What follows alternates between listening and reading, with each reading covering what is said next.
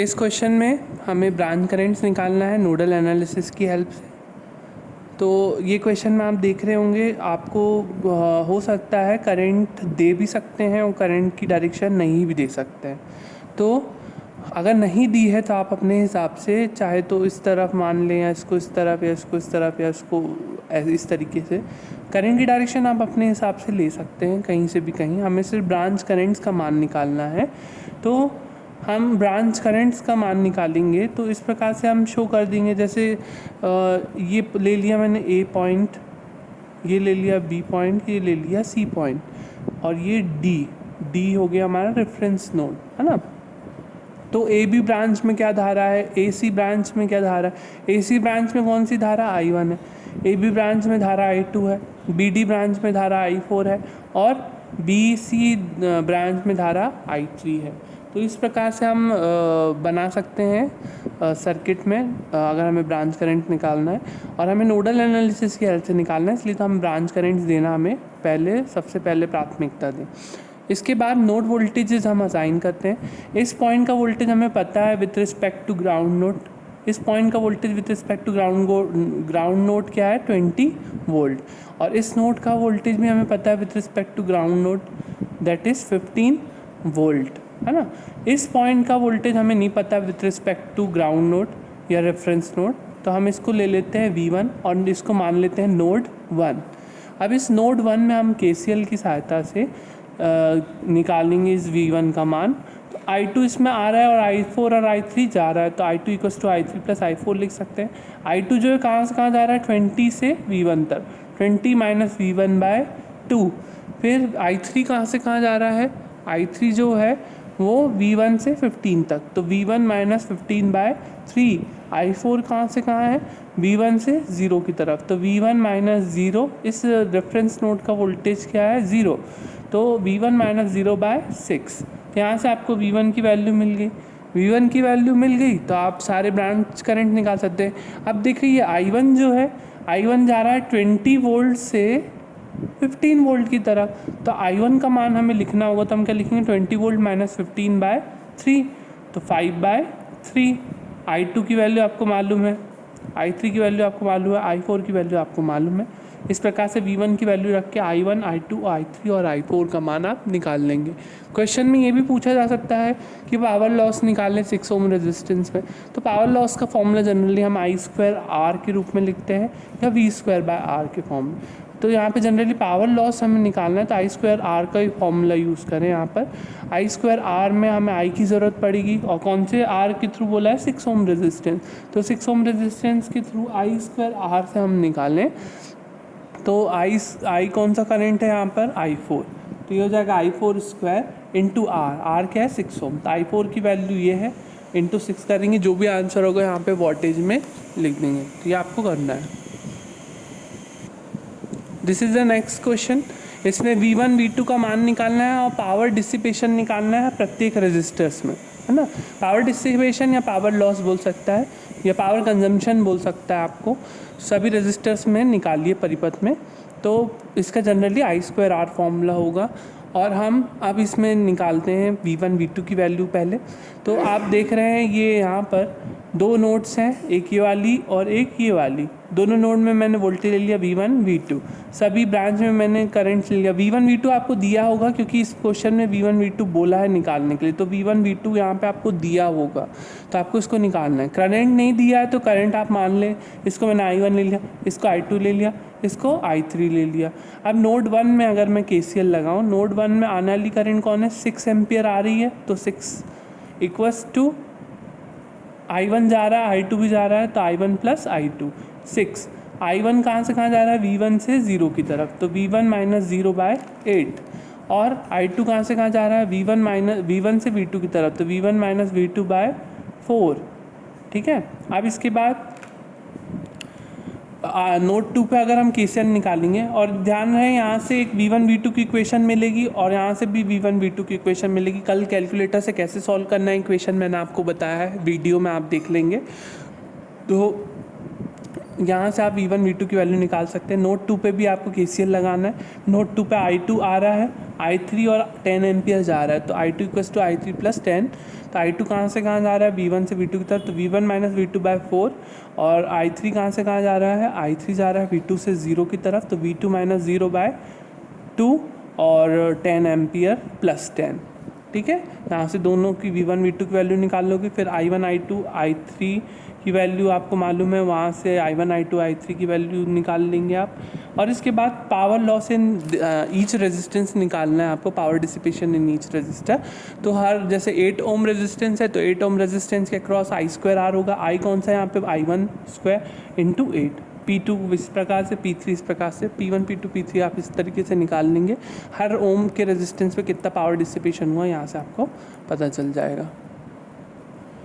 इसमें हम question number 5 डाल ले रहे हैं, इसको हम क्वेश्चन नंबर 6 मान रहे हैं। और हर क्वेश्चन के जो आंसर मैंने छोड़े हुए हैं आप आंसर टाइप करके भेजेंगे, ठीक है। अब इसके बाद इस क्वेश्चन में हमें V1 V2 का मान निकालना है नोडल एनालिसिस से। तो V1 V2 का हमें मान निकालना है इसमें।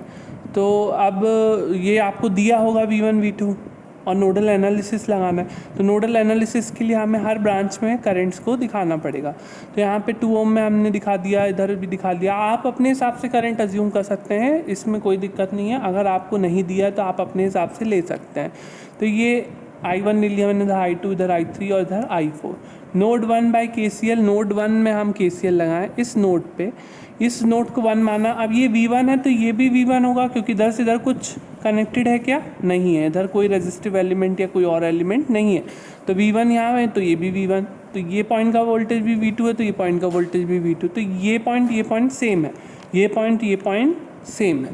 तो इस प्रकार से नोड 1 पे हम जब KCL लगाएंगे तो नोड 1 पे आने वाली करंट कौन सी है, देखें, कोई नहीं, हमने सबको बाहर ही ले लिया, देख रहे हैं ना, ये भी बाहर, ये भी बाहर, ये भी बाहर और ये भी बाहर।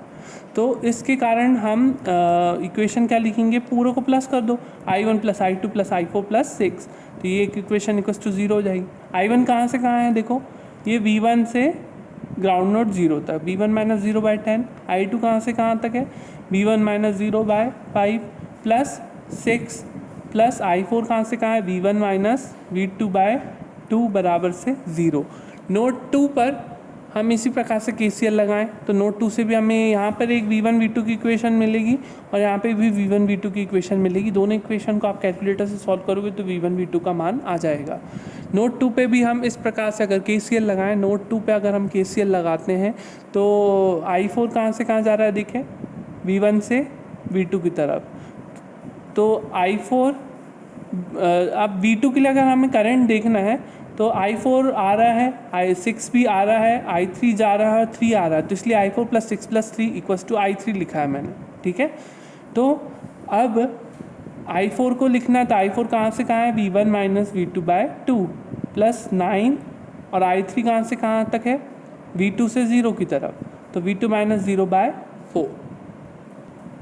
तो V1 V2 की वैल्यू क्या आई, क्वेश्चन नंबर 6 डाल के मुझे भेजिएगा।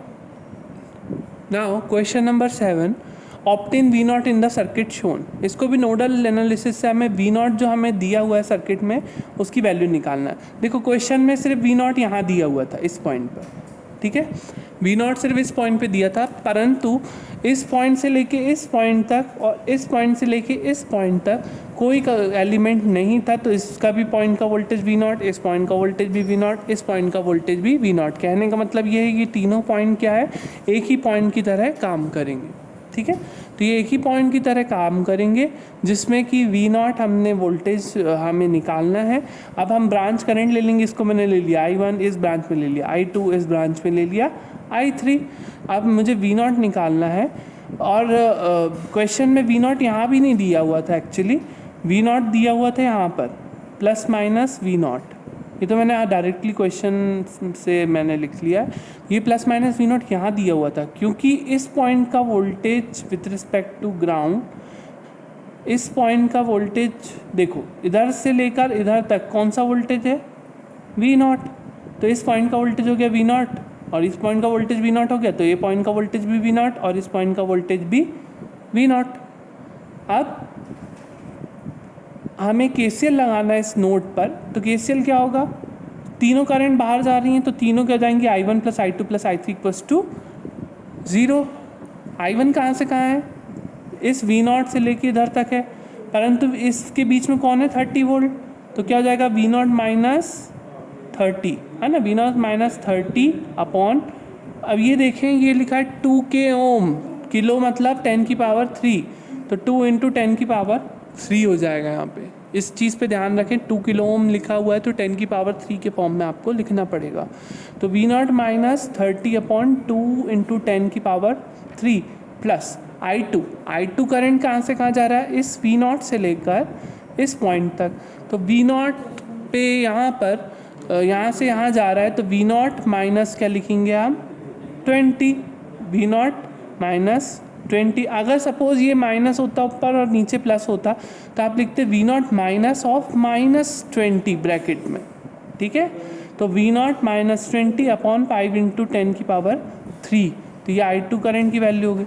I3 तो V0 ही है खुद, है ना, तो V0 माइनस 0, V0 माइनस, देखो I3 इधर से फ्लो हो रहा है ना, तो V0 ये भी V0, तो V0 माइनस 0/4 इंटू 10 की पावर 3, यहाँ से V0 की वैल्यू क्या आई वोल्ट में, ये आंसर मुझे सेंड करें क्वेश्चन नंबर 7 डाल के। इसके बाद आपको ये क्वेश्चन भी करना है, इसमें करंट्स की वैल्यू निकालना है, find the currents I1 through I4, मतलब ये आपको दिया हुआ है क्वेश्चन में, I1 ये है, I2 ये है, I3 ये है, I4 ये है, and the voltage V0 in the circuit, it's point का वोल्टेज है V0।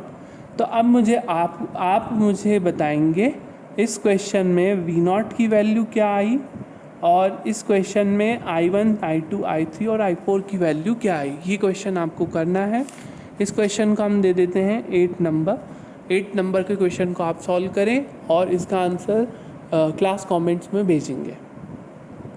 इसी प्रकार से क्वेश्चन नंबर 9 आपको करना है, इसमें भी करंट्स I1 से I4 तक की वैल्यू निकालना है। I1, I2, I3, I4 ये आपको दिया हुआ है, ये क्वेश्चन आप करें और इसका आंसर मुझे क्लासरूम में भेजें।